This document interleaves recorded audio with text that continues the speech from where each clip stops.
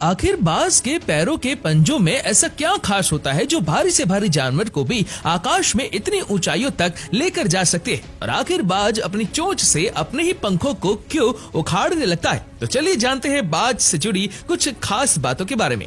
सबसे पहले हम बात करेंगे इनके जीवन चक्र की। इस प्रक्रिया में सबसे पहले नर और मादा का मिलन होता है और इनका यह मिलन कुछ मिनटों का होता है और जैसे ही इनके मिलन की प्रक्रिया पूरी हो जाती है उसके कुछ दिनों बाद ही मादा अंडे देने की अवस्था में आ जाती है, जिसके बाद ये अंडे देना शुरू करती है और जैसे ये अंडे दे देती है उसके बाद ये लगभग 40 दिनों तक उसे सेने का काम करती है और 40 दिनों के बाद ये बच्चे अंडों से बाहर आ जाते हैं और इस दौरान मादा बाज के साथ नर बाज भी साथ रहता है और नर बाज मादा और बच्चों की सुरक्षा और खाने का पूरा इंतजाम करता है। लगातार खाना जुटाने की मेहनत करने के इस मुश्किल सफर में नर बाज का वजन मादा की तुलना में 30% कम हो जाता है। वैसे बाज की अधिकतर प्रजातियों में मादा बाज नर की तुलना में 25% अधिक बड़ी होती है और इस तरह ये बच्चे 3 महीनों तक अपने घोंसलों में अपने माता पिता के साथ रहते हैं और इस समय के दौरान धीरे धीरे इनके शरीर में अंग विकसित होने लगते हैं और जैसे ही 4 महीनों का समय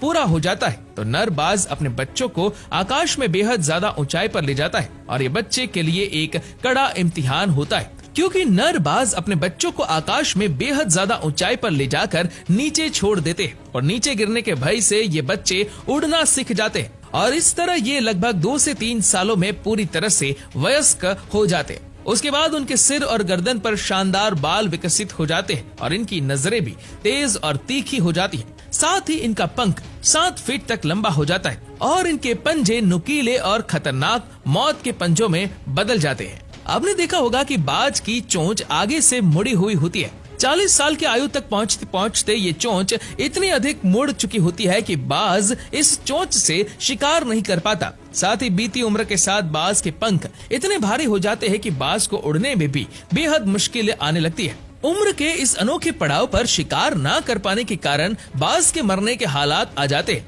किंतु आसमान के इस राजा ने हार मानना नहीं सीखा। बाज अपनी चोंच को पत्थरों पर पटकने लगता है। इस प्रक्रिया में इसे भयंकर पीड़ा होती है, किंतु ये हर पीड़ा को सहते हुए अपनी चोंच के अगले हिस्से को तोड़ डालता है। बाज का ये बलिदान इसका जीवन बचा लेता है और इसकी चोंच नए सिरे से बढ़ती हुई फिर से बाज को शिकार करने योग्य बना देती है, किंतु अभी भी बाज अपने भारी हो चुके पंखों के कारण कम सक्षम होता है। इसीलिए अपनी नई उगी हुई चोंच से सबसे पहले बाज अपने पंखों को ही उखाड़ना शुरू कर देता है। इस प्रोसेस के दौरान बाज को दर्द भी बहुत होता है, किंतु आसमान पर राज करने वाला बाज अपने उसी आसमान को फिर से हासिल करने के लिए सारा दर्द सहता है।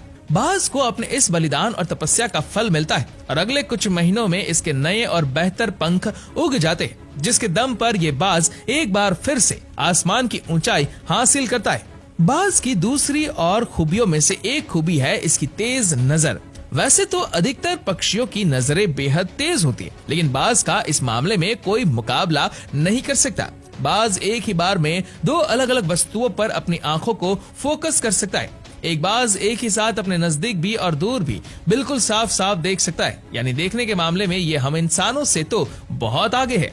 चलिए अब जानते हैं कि आखिर बाज इतना खतरनाक क्यों होता है। दोस्तों आप इस वीडियो को देखिए। ये बाज एक सांप को समंदर में से उठाकर ले जा रहा है और इस सांप को उठाकर वह आकाश में ले जाता है और अपने घोंसले तक ले जाकर उसका भोजन बनाता है। अब इस वीडियो को देखिए जिसमें बाज उड़ते हुए जमीन पर आकर लोमड़ी पर हमला कर देता है और उसे मार गिराता है। और अब फाइनली इस वीडियो को देख लीजिए जिसमें बाज बकरी पर हमला कर देता है और उसे पकड़कर आकाश में ले जाता है और बकरी को अपने घोंसले तक ले जाकर उसका भोजन बनाता है। बाज के पैर के पंजे इतने खतरनाक इसलिए होते हैं क्योंकि उनके पंजों के सिरे नुकीले और तेज होते हैं और उनके पैर के पंजों में मजबूत मांसपेशियां होती है जो शिकार को पकड़ने, उठाने और ले जाने के लिए करते हैं, जो उन्हें एक खतरनाक शिकारी बनाता है।